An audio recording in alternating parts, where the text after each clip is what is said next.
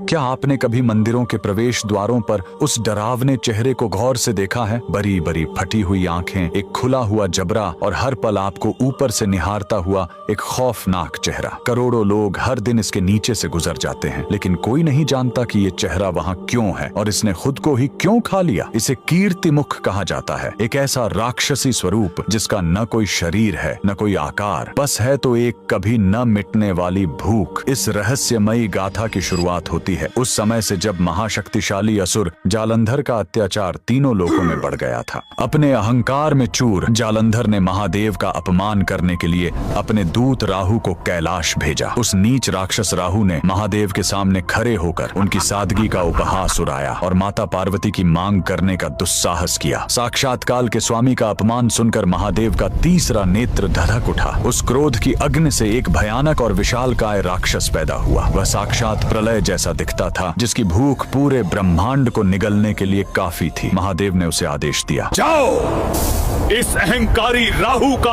अंत कर दो। जैसे ही वह विनाशकारी राक्षस राहु की ओर झपटा, राहु के प्राण सूख गए। वह समझ गया कि साक्षात मृत्यु उसके सामने खड़ी है। राहु तुरंत महादेव के चरणों में गिर पड़ा और क्षमा की भीख मांगने लगा। करुणा के सागर शिव ने उसे माफ कर दिया, लेकिन अब एक विकट समस्या खड़ी हो गई। वह भूखा राक्षस जो महादेव के क्रोध से जन्मा था, वह तड़प उठा। उसने गरज कर पूछा, प्रभु, आपने इस शत्रु को तो जीवन दान दे दिया, लेकिन मेरी इस राक्षसी भूख का क्या?